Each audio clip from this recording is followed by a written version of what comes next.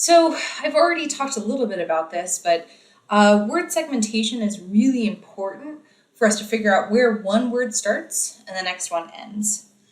And if you look at this statement where the silence is between words, and it's showing you where the emphasis is on our different syllables, it's really hard to know the where one starts and the next one ends. Um, if you see like silences, sounds like two or three different segments, whereas where are the is one segment, and babies have to figure out where does it start, where does it end. And this is why it's really important for us as adults when we start using infant directed speech to allow them to have a little extra opportunity to find out where one word starts and the next one ends. And word segmentation starts within the first year of life. So they're really starting to understand speech. And you can see this when you ask an infant, where's the ball? At 10 months of age, 12 months of age, they actually go and reach for the ball.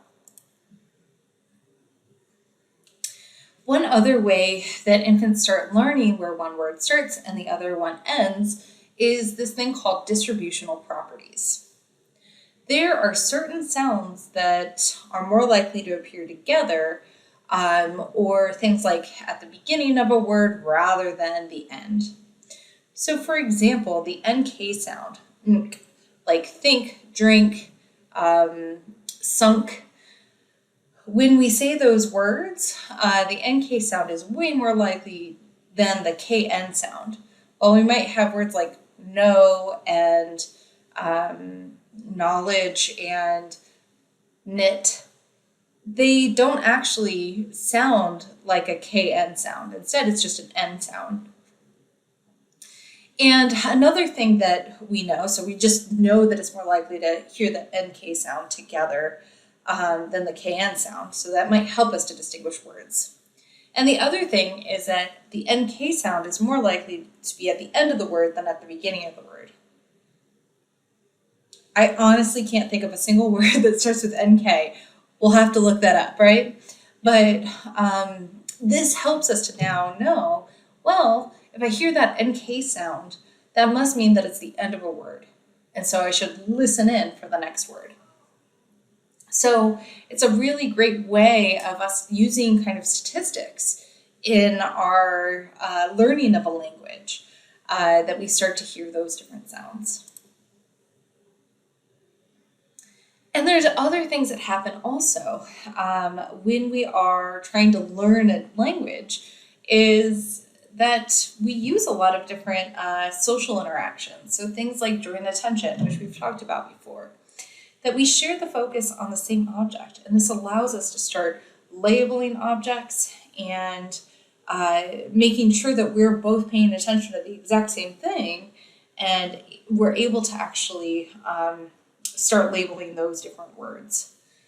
So, for example, that little baby is pointing up at the oranges, and one of the things that caregivers often do is say orange, and now that baby is learning that word.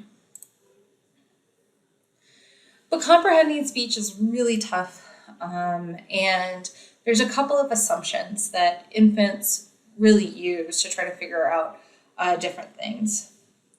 So this is because of this phenomenon called the reference problem. How do we know that this word means that thing? So if I was pointing at this picture, this is my dog Whiskey, and I might say dog. And how does that child know that I'm pointing at the dog, not pointing at the log that's underneath her, or the trees that are behind her, or the leash?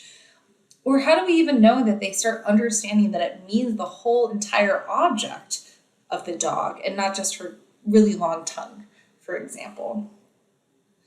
And so infants use this whole object assumption. We assume that the word that we're hearing refers to the entire object. So there's an assumption there that when I hear the word dog, it means the entire thing. Another thing is that oftentimes we have one word for one thing. So for example, I'm not going to use, I might use the term whiskey to refer to this dog because it's my dog. That's her name. But generally speaking, we have one word for dog, another word for cat. And there's this understanding about this that one word means one thing. So for example, if I were to look at this picture and say, look at the tree, the baby can rule out, well, I already know what dog means, so it must not be the dog that's there. Instead, I have to look for something else. It must be the things that are in the back, for example. So we only have one word for one thing.